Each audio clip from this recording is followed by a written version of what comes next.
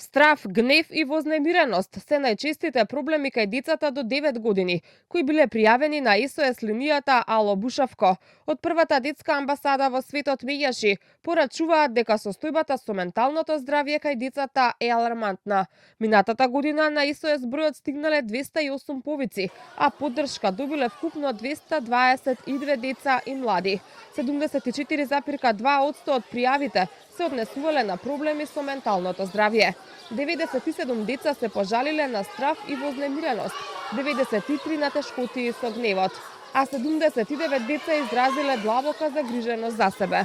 Според меѓаши, главните причини за овие состојби се нарушени односи меѓу родителите, особено по развод, како и емоционалната нестабилност што произлегува од тие ситуации. Најмногу што загрижува е лани имавме 3 обиди за самоубиство или мисли за самоубиство, каде што ги решивме позитивно, од кои едната со брзите интервентни тимови на Центар социјална работа и МВР, полицијата, успеавме да спасиме еден детски живот, двата успешно со нашите оператори.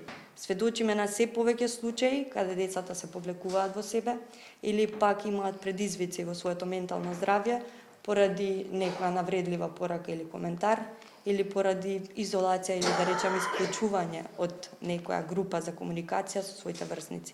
Иако првата СОС линија за деца и млади е формирана во 1993 година, 10 години пред првата интернационална линија, се уште не е хармонизирана со Child Care International, мрежата која ги обединува сите СОС детски линии. Змијанац најавува наскоро и кај нас да профункционира европскиот број 116 111. Позитивните сигнали стигаат, дојавите треба да бидат бесплатни, да не бидат на товар на дојавувачот, туку да биде на товар на операторот.